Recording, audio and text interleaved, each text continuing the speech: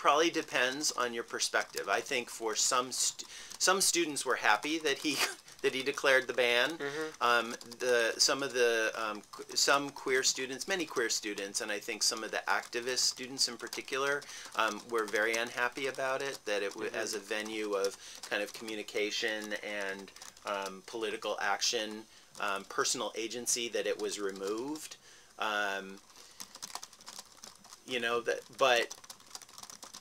I think that there were people on all sides of the issue. What about the perspective that President Bennett was not really attuned to like student voices and wasn't really incorporating the campus community? Do you think that there's any validity to that, or? I'm not so sure about that. I mean, I think that he went back and forth in an iterative way with the WSA and on this issue, and I remember the WSA leadership, Emily Pollock being, I think, the president of the WSA at the time, or at least maybe she was the Student Affairs Committee chair at the time, and then subsequently president. But anyway, I mean, a lot of interaction between them on this, because I think that he,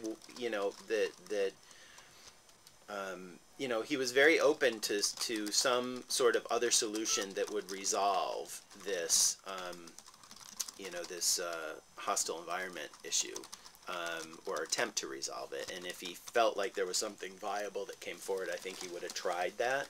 It was part of the reason why he didn't like sending us out, as kind of the reasonable people, as the censors, if you will, to look at stuff.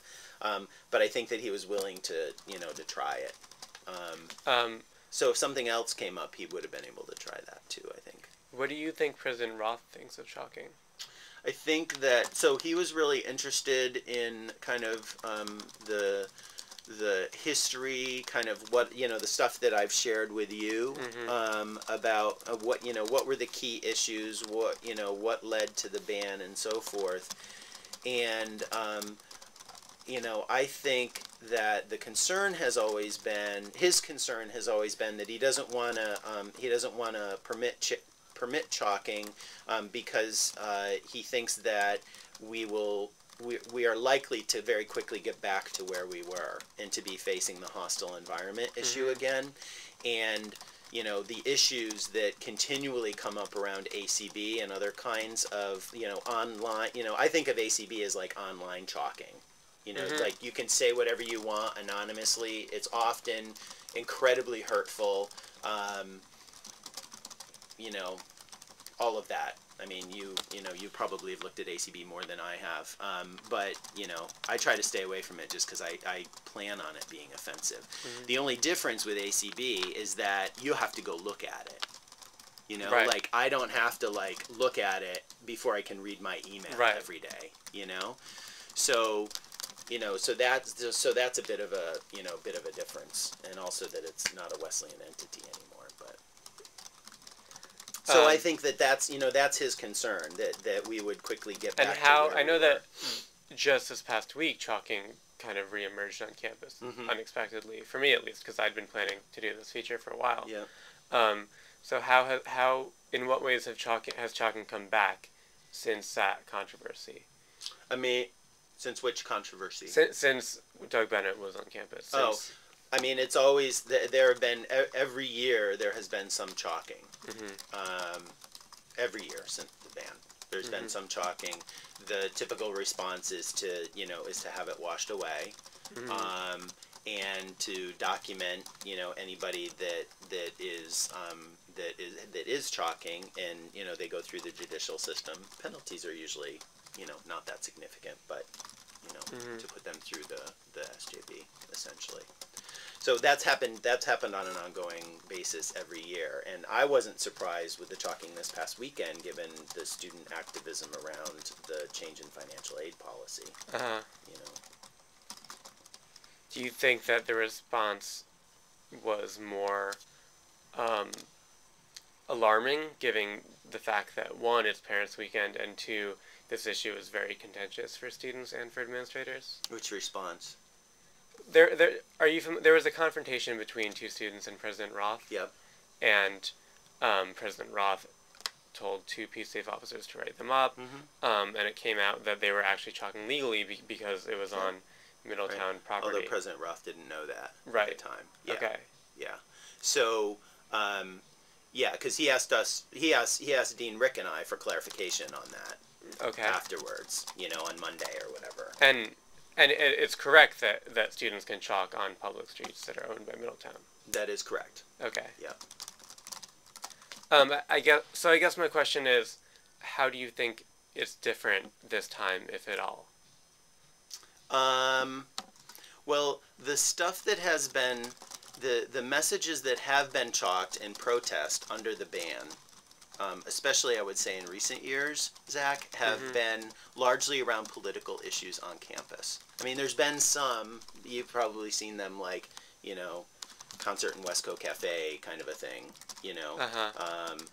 but it's been mostly, kind of around the political, issues, that students have cared about.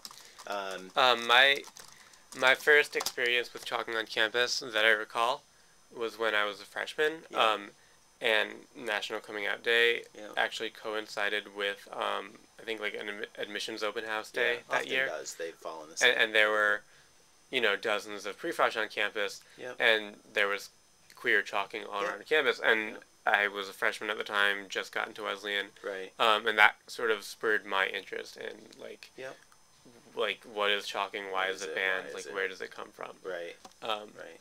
Is that like an example of the sort of thing you're talking about? Yeah. Okay. Yeah.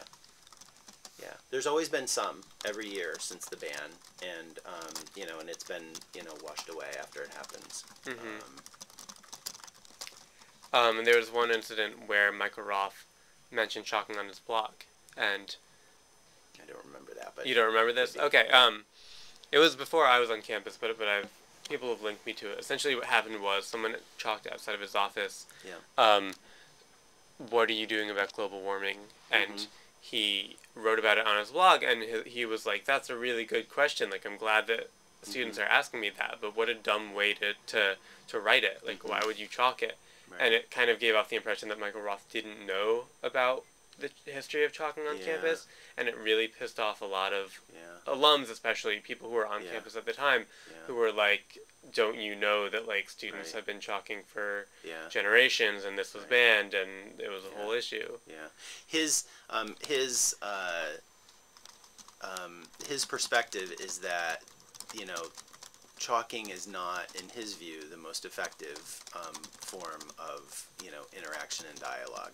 So I think that's probably, I can't speak for him, but I think that's probably what he intended in the blog that you describe, because that he has said that to me several times, that he wants to provide avenues. He wants to be available for students to raise issues with him, and with quote unquote the institution through him,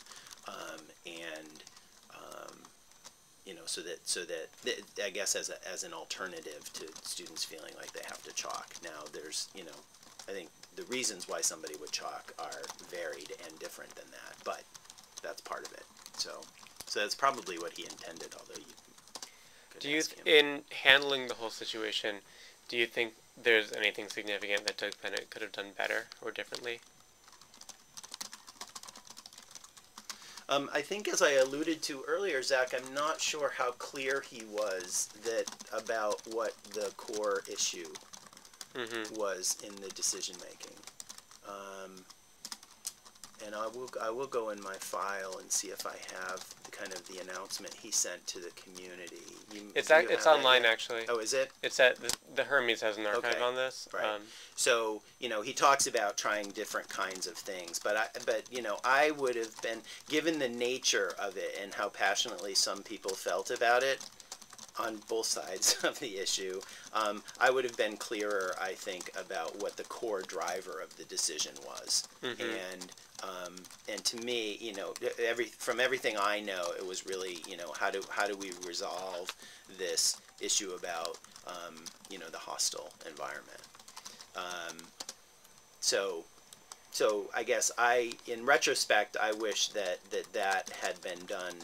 There had been a even sharper point on that as being one of the core drivers, because in the absence of that point being made very, very clearly as the pivotal piece, I think that some of the other interpretations that that you talked about in terms of um,